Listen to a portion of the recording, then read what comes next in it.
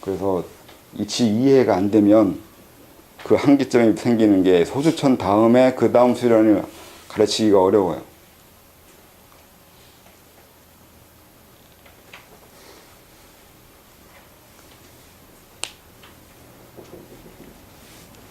이게 그 차이나 수련서를 본 그 소감인데,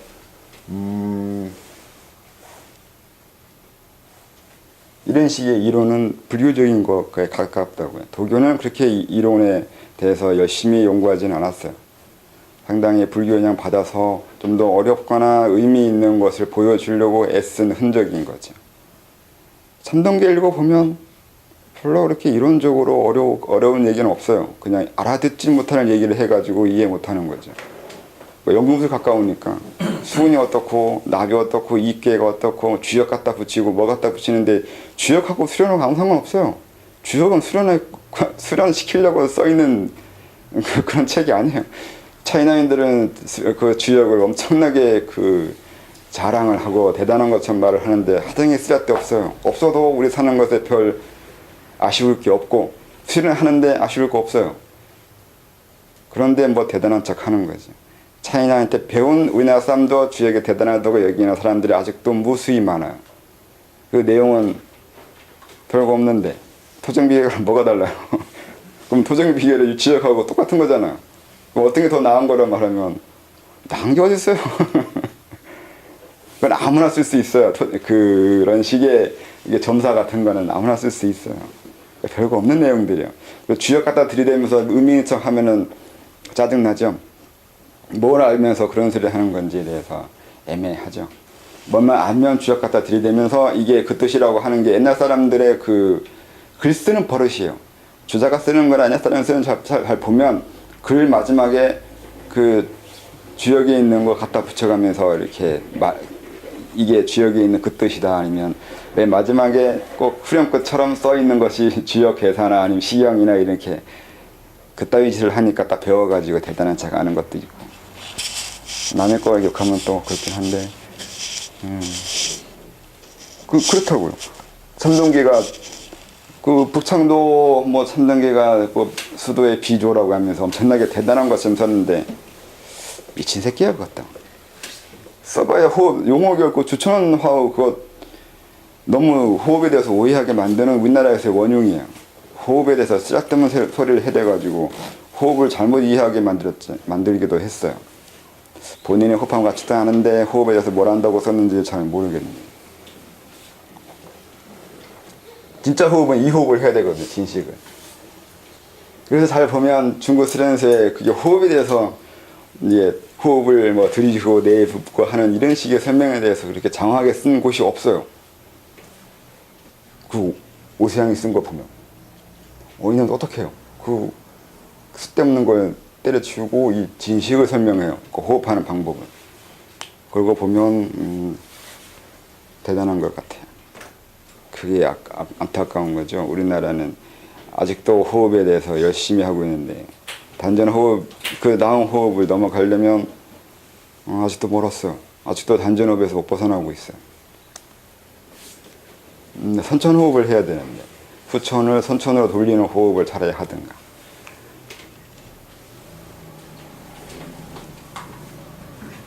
내가 더 설명해야 되는데 내가 그 한 달 넘도록 책 읽어가지고 머리 빠지게 공부했는데. 선생님 호흡과 발음본과의 관계는 어떻게 이해를 하면 되는 것입니까? 어떤 호흡이냐 이렇게 얘기해야 돼. 이렇게 되면 이제 호흡에 대해서 설명했잖아요. 그러면 어떤 호흡이 발음본과 관계가 어떠냐고 물어봐야 돼. 어떤 호흡이요? 단전호흡이요? 폐호흡이요? 아니면 소두천식 호흡이요? 아니면 진식적인 호흡이요? 나중에 발음 모으면 진식을 할 줄 모르면 발음 모으면 안 이루어진다고 책에 써 있어요. 진식에 해당하는 거예요. 이 태식이라고 그러고 진식이라고 또 그러잖아요. 이미 호흡에 대한 개념이 상위로 넘어갔어요. 그러니까 중국 차이나 수련서를 이렇게 읽어보면 처음에는 호흡을 해요. 코호흡을 하는데 이제 소주천이 이루어지기 시작하면 코호흡에 대해서 설명하지 않아요. 문화나 무화, 문무화를 차라리 문무라고 하죠. 풍화라고 얘기하는데 풍요. 이 풍이 호흡인데 이게 불교에서 나온 말이라고 그러거든요. 이게 의식이에요. 의식을 쓰는 건 말이에요. 손풍. 뭐 손이 이걸 회음혈이라고 그러던가 뭐라고 그러던가 그렇게 얘기도 하는데 이 손풍, 이 풍이 의식이에요. 의식을 말하는 거지 이 풍하라고 해서 무조건 코호흡을 얘기하는 건 아니에요. 코호흡도 포함한다고 해야 돼요. 왜 코호흡도 포함하냐면 호흡을 이용해야 그 제가 쓴 글에처럼 호흡은 자기 조절을 해야 할 때 써요. 심호흡처럼. 내가 뭘 하든 호흡부터 하잖아요. 내가 스나이퍼로 인해서 그 뭔가 맞추려고 할 때도 호흡으로 조절하잖아요. 심폐 조절, 그러니까 심장 뛰는 거 조절하고 마음 흥분하는 거 조절하고 하는 이 정신이나 신체를 조절할 때 먼저 하는 게 호흡 조절이잖아요. 호흡 조절이라는 게 호흡을 해서 기를 들이는 게 기를 들이는 것도 하나 방법이고 또 호흡을 또 나누는 게 그렇게 되는데 하나는 기 들이는 거라고 얘기할 수 있어요. 기 들이는 거예요. 두 번째는 조절이에요. 조절해서 뭘 하냐면 아까 말한 대로 정에 들어가는 거예요. 선정에 들어가야 돼요. 선정에 들어가야지 활자시가 일어나고 이렇게 선정에 들어가서 이루어진 활자시를 돌려야 되는 것이 돼요. 근데 그 얘기가 결국 요즘식으로 말하면 그냥 자기 조절이라고요. 자기 조절을 해야 안에서 기가 일어난다고요. 이렇게 되는 게 첫째 호흡이 되는 거고 그러니까 소두천이 되면 호흡을 가지고 자기 조절을 하는 것만 쓰는 것이 아니라 임동맥을 써서 자기 조절을 하게 돼요. 그러니까 내가 어떤 감정이 일어났을 때 임동맥을 막 돌리면 감정이 조금 줄어들거나 사라지기 시작해요. 안 해보셨죠? 해봐야 돼요. 이건 해보는 게 아니라 해야 돼요. 적극적으로 써봐야 돼요. 왜냐면 일상생활 하는 거 힘들잖아요. 가장 힘든 게 뭐 불교적으로 원증회고 원치 않은 사람 만나는 거. 회사 가면 원치 않은 사람 만나잖아요. 가장 스트레스 받는 게 직장 상사이거나 부하 아니에요. 아무튼 사람 만나는 거 자체가 너무 부담스럽고 스트레스인데 그것이 불교에 있잖아요. 원증회고. 맞나? 아무튼 그렇게 애별리고 그다음에 또 뭐가 있나? 그런 식으로 있는 거예요. 근데 그때 소주처럼 돌려서 마음을 다스려야 돼요. 소주처럼 막 돌리면 감정이 막 사라져요. 이렇게 돌리고는 거꾸로 돌리든 어떻게 돌리든 아니면 녹차도 그래서 마시는데 녹차 마시면 감정이 사라져요. 그래서 마시는 것도 있어요. 이 과정에서 그 사라진 감정이 이 아랫배에 모여서 활자시를 만들어주는 토대가 돼요. 그냥 사라지는 게 아니라 아래로 내려가서 밑으로 함양이 된다고 해야 되나? 그렇게 돼요. 그래서 이 소주천을 하게 되면 이걸 호흡이라고 하고 이걸로 선천을 일으키기 시작해요. 몸을 선천화시키는 거예요. 이걸 양기라고 그러죠. 양기는 그래서 호연직이라고 설명하는 것과 똑같이 음기와 반대된 건데 음기는 사적인 욕망에 있는 것을 말하는 거죠. 생각이 많은 거, 쓸데없는 생각하는 거. 생각이 많은 건 또 역시 마찬가지로 불교적인 영향이 있는 거예요. 그 견독. 아무튼 쓸데없는 그러니까 필요 없는 생각들, 이론들, 관념들 이런 것들 하지 말라고 하는 거예요. 번뇌에 해당하는 번뇌는 원래 감정적인 건데 견혹, 사혹에 해당하는 것들이요. 그런 거 없애는 거예요. 그러니까 가장 심각한 이 생각 중에 하나가 그거예요. 그 우주론이요. 그 부처의 이론처럼 독화살 맞은 그 이론이요. 그 일화요. 나 사는데 이 세상이 어떻게 만들어졌고 신이 있고 그거는 중요하지 않거든요. 이게 쓸데없는 생각이근데 이것도 다 음기가 돼요. 그것도 생각이요. 그리고 감정, 희노애락, 애, 오, 욕, 효도, 삼진치 이런 것들이요. 이것도 다 양기가 만들어지는 것에 방해되는 거고 다 음기가 돼요. 그래서 양기 만들어지는 건 이 소주처럼 돌려서 이런 식의 그 감정과 생각을 제어해서 이 양기로 만들어지는 과정을 소주천이라고 그러고 이게 일단 호흡이에요. 그 다음에 이 호흡을 넘어간 다음에 해야 될 게 이제 진식이 되는 거예요. 이 진식은 다르게 말하면 깨우침이라고 말했지만 세상에 대한 이해예요. 어느 정도 넓게 이해할 수 있는지요. 기본적으로 사욕을 벗어났는데 내 자신의 욕망을 벗어나면 뭐가 보이게 되냐면 타인이 보이게 되고 타자 그리고 이 세상이 보이기 시작해요. 그렇게 되면 그 광범위한 의식이라고 해야 되나? 많은 부분을 이해하는 그 보편적 통찰력이 만들어져요. 이 통찰력이라는 게 말은 쉬운데 상당히 어려운 게 자기를 보는 사람들은 남을 보지 못하는데 자기를 보면 남을 볼 수 있기도 하고 그렇게 되거든요. 근데 자기를 보거나 남을 보려면 먼저 사욕을 제어해야 돼요. 사욕을 제어해야 다른 사람이 보여요. 사람은 누구나 다 선입견이 있고 고정관념이 있어요. 선입견이나 고정관념이 없는 인간은 존재하지 않거든요. 왜냐하면 자아 자체가 선입견이에요. 인간의 자아 자체가 선입견이기 때문에 그 선입견에 대한 개념이 형성이 있어야 돼요. 뭐가 자아가 됐고 뭐가 선입견이 되어 있는지를 알아내는 거예요. 이게 진식에 들어가는 방법이에요. 깨달음이잖아요. 깨달음이라는 게 결국은 세상을 봐야 되는 건데 세상에 볼 것은 자기 자신밖에 없어요. 보이면 남이 보이거든요. 자기를 보는 게 그렇게 어려운 것이긴 하죠. 그 자기는 자아를 보는 거예요. 내 자아가 어떤 모습이 있냐고요. 여러분들의 자아가 정상일 거라 생각하는데 상당히 찌그러져 있어요. 왜 찌그러져 있고 어떻게 찌그러져 있는지 본인이 모르는 거죠. 이걸 알아내야 제대로 자아를 본 거죠. 누구나 다 자아는 건강하지 않거든요. 다들 그냥 건강하게 살아가는 거죠. 건강한 듯이 알고. 저번에 예전에 얘기했듯이 기본적으로 요즘 시대의 사람들은 소외감과 박탈감과 상실감이 전제되어 있어요. 본인이 몰라요. 그리고 본인이 한 것도 아니에요. 이미 우리나라에 살고 있는 한, 이 문명, 이 시대에 살고 있는 한 여러분의 자아는 기본적으로 상실감, 그러니까 기본적으로 찌그러져 있는 부분이 있다고요. 이걸 스스로 알고 완성시켰거나 다시 정상화시키지 않은 상태에서 안 했다면 분명히 제가 말한 대로 여러분의 자아는 상당히 왜곡되어 있어요.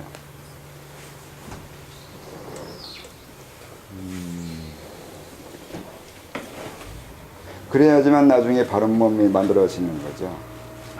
그렇지 않아도 만들어지는 것이 있는데 그건 다른 원리가 있어서 그런 거고, 그렇게 해서 정상적으로 이걸 절차를 밟아서 올라가서 만들어진 바른 몸이어야지만 나중에 후퇴를 안 해요.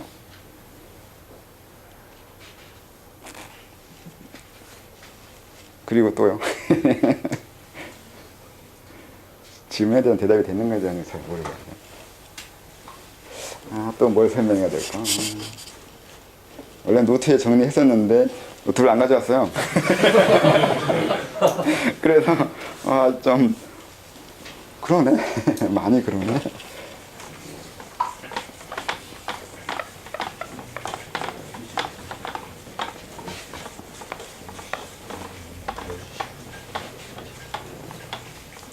여기 문화하고 무화를 하려고 했었는데, 문화, 무화가 쉽게 설명하면 뭐 강한 호흡과 약한 호흡 이렇게 이해할 수도 있는데 그건 1차적인 이해고요. 두 번째 이해는 문화는 생각이요.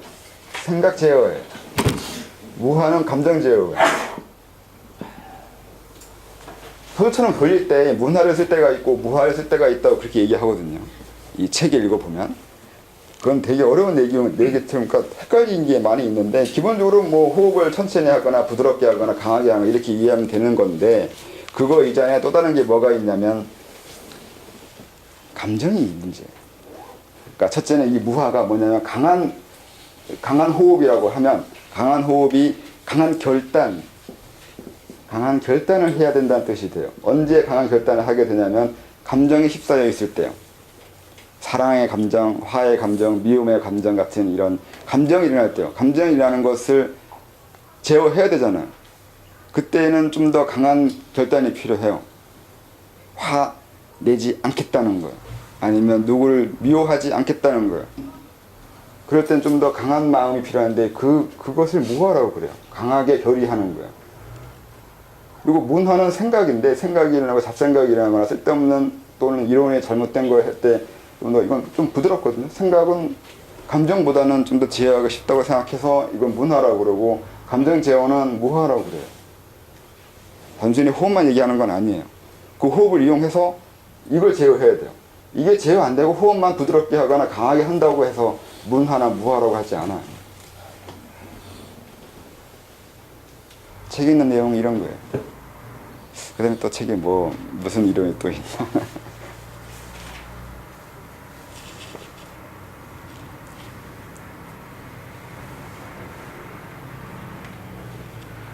책 안 보셨어요? 또 뭐 설명할 게 있을까?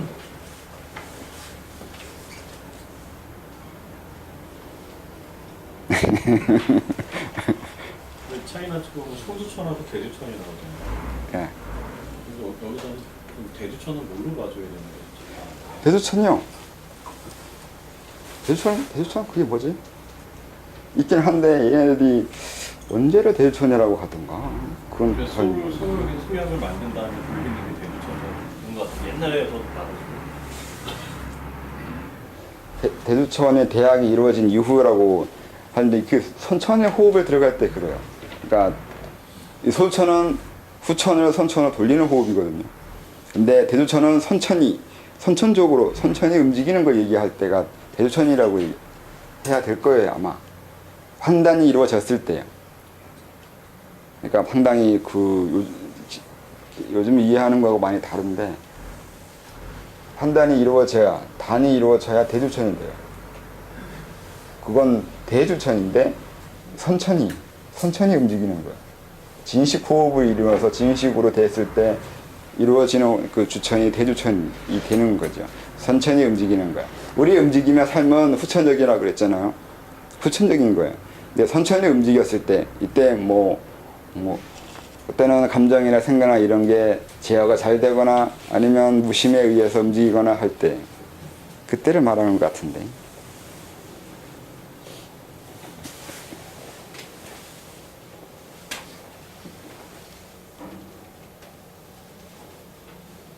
단을 만들어서 단을 돌린다는 게 결국은 선천이 움직이는 거죠.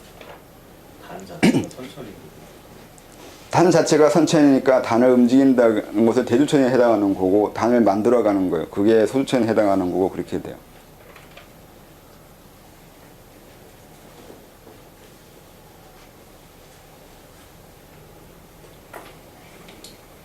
그러면 의식이 점점 확대되는 것도 대주천이라고 볼 수 있는 거죠.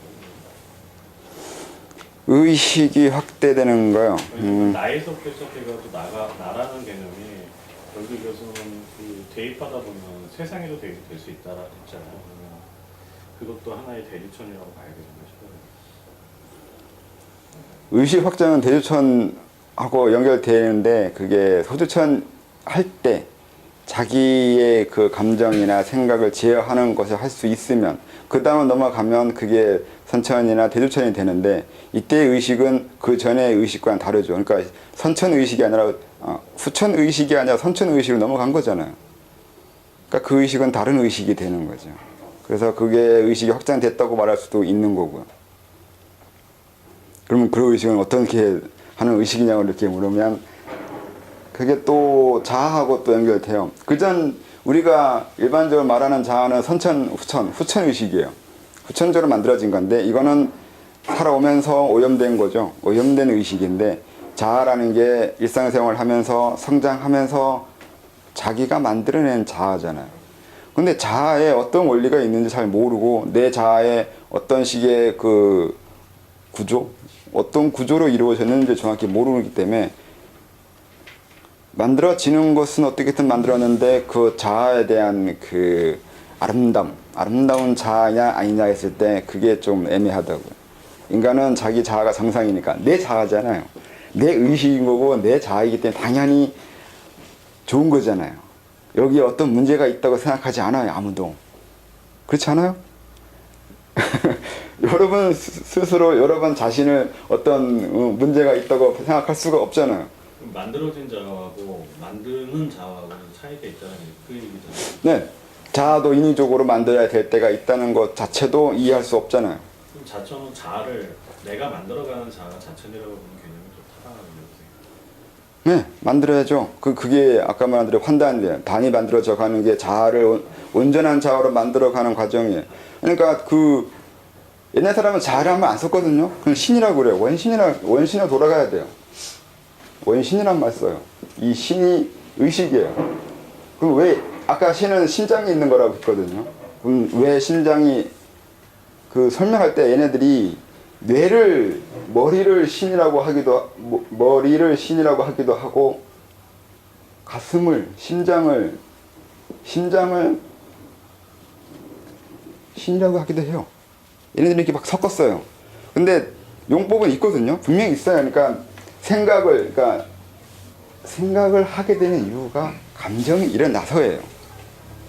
내가 어떤 것을 생각할 때 만약에 이제 원초적으로 얘기하면 어떤 여자를 대시하려고 할 때 여자에 대한 욕망이 먼저 일어나야 어떻게 대시에 들어갈지는 머리가 구상할 거 아니에요.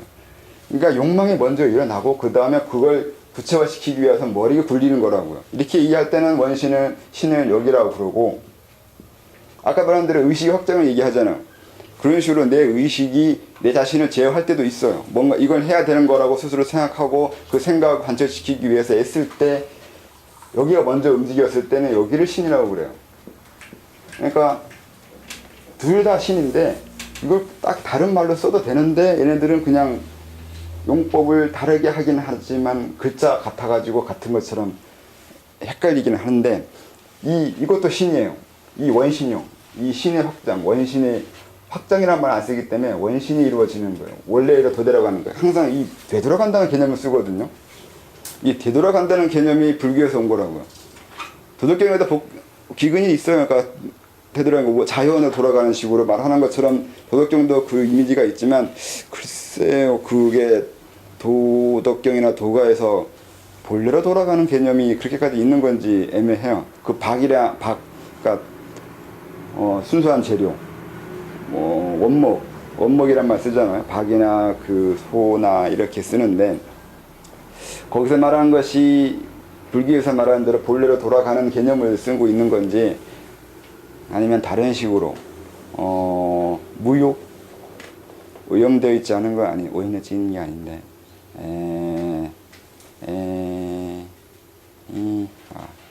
불교 그러면 도덕경을 설명해야 되는데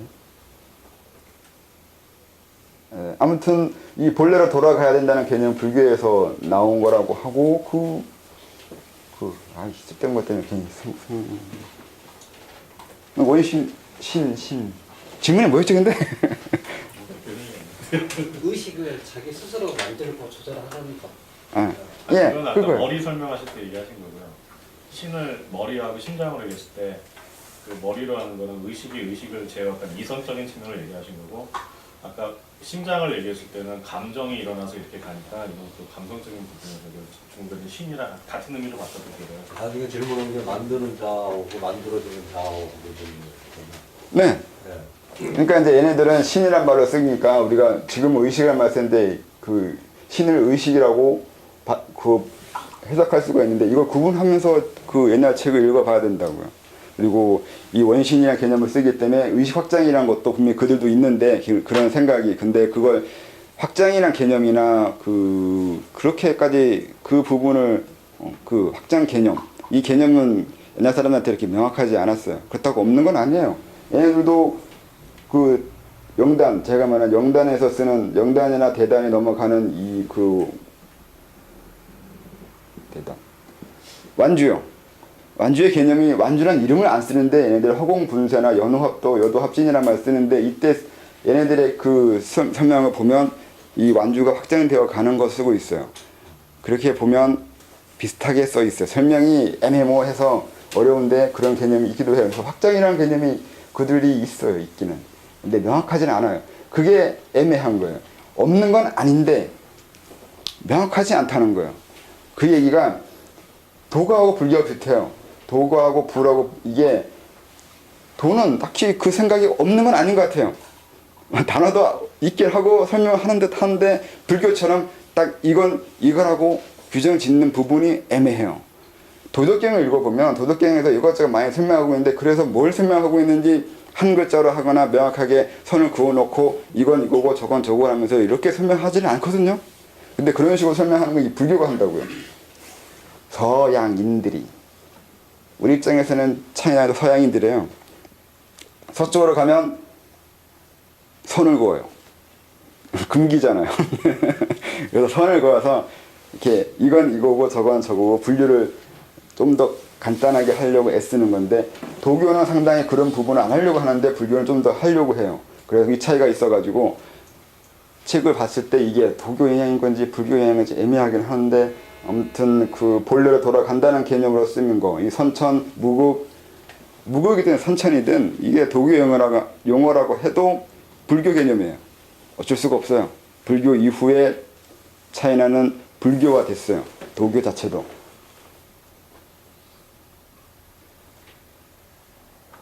그래서 이제 그들은 자아란 말 쓰지 않기 때문에 자아라는 개념은 지금 설명하는 것들인데 도교에서도 마찬가지로 사람이 그 무의 개념을 쓰잖아요. 이렇게 말하면 자아라는 것을 내세우지 말라는 것이 되거든요. 자아를 내세우지 말라고요. 그 내세우는 자아, 불교에서는 그냥 말 그대로 간단히 얘기하자면 무아라고요. 아예 자아가 없다고요. 근데 불교는 그렇게 간단하게 자아가 없는 것처럼 말해버리는데 도교는 내세우지 말라고 얘기해요. 자기를 앞세우지 말라고 하는 거예요. 자기 뒤에 있으라고 그러잖아요. 도덕경에는. 그 얘기가 자아가 불교에서는 그걸 간단하게 자아 없다고 이렇게 얘기한다고요.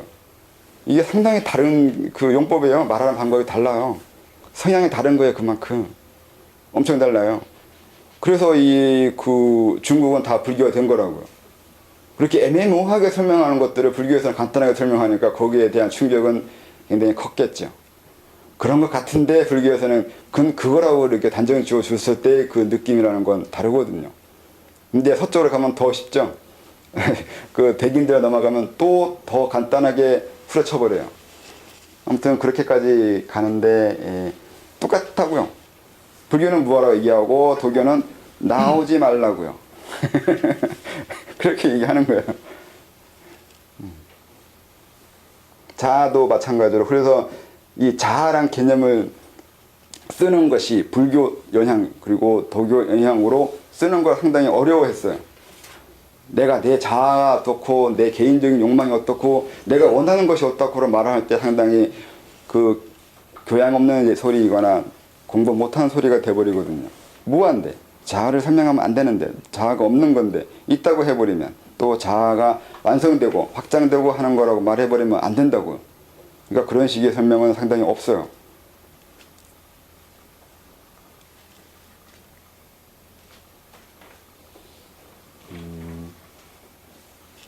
다른 건요? 그럼 만들어진 자아는 뭐라고 치면 만드는 자아가 진화라는 거예요? 진화라는 개념도 마찬가지로 인도 요가에서 들어온 건데 그쪽에서 들어온 걸 번역한 것 같은데 우리는 그게 자아를 내세우는 걸 원치 않았잖아요. 아트만인데 아트만을 설명한 거죠. 아트만의 진화인데 질문이 뭐였죠? 그러니까 그 만들어진 자아가 무아라면 그 만드는 자아가 진화라고 얘기할 수 있나요? 그 만들어진 자는 내가 만든 게 아니잖아요.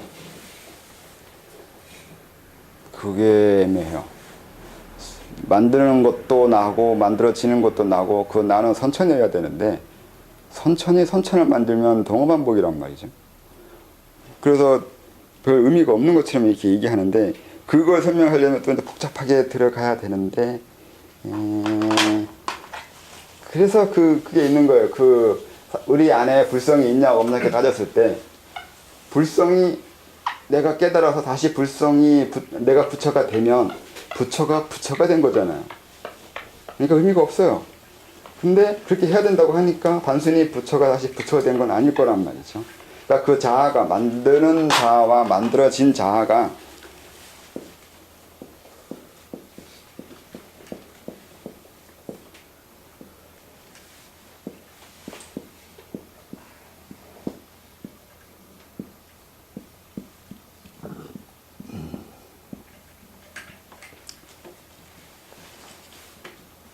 이 차이가 어떻게 날 것 같아요?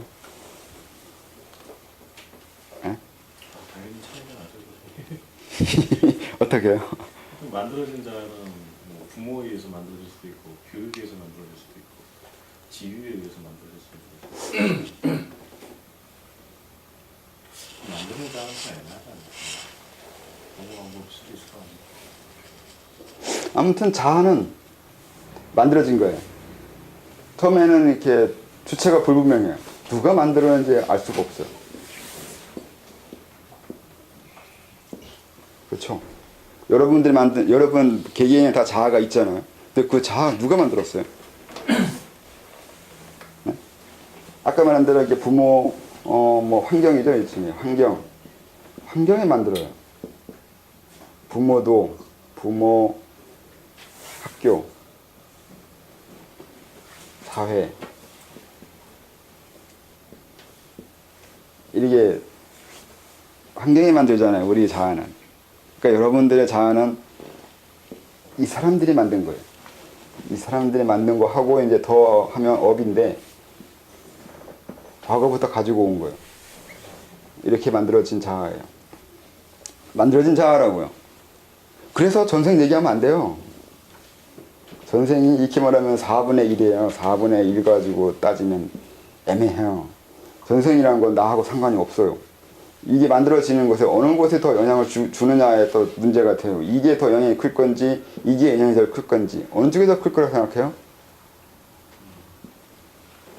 어느 쪽이 더 크든, 만들어진 자아는 이 자아가 이 전생을 알고자 한다는 게 퇴행이 돼요.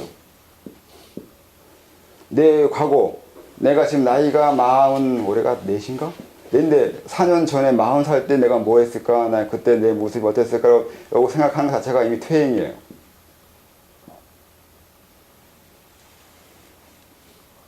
살기 힘들어서 이 짓을 한다고요. 근데 전생까지 들어가면 도대체 얼마나 살기 힘든 거예요? 그럼 죽으라고요.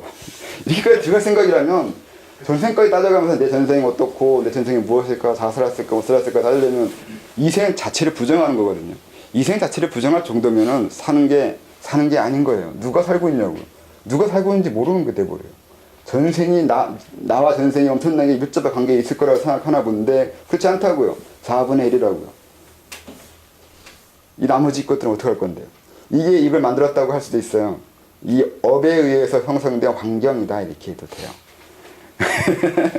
이게 논리라는 게 따지기 나름이긴 한데, 그래서 이 업에 의해서 만들어진 환경인 건데, 그러면 이게 또 업에 의해 환경 아니면 업이 그 번역한 거, 번역한 환경이거나 왜곡한 환경,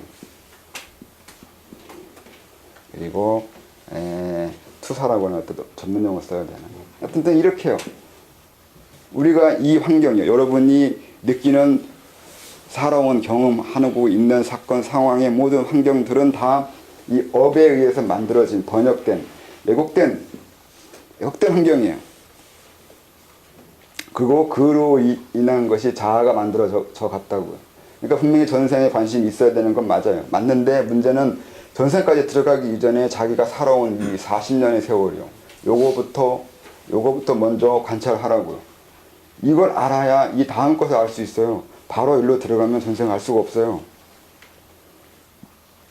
왜곡된 현실을 이해해야 돼요. 여러분 자아는 왜곡된 현실이거든요.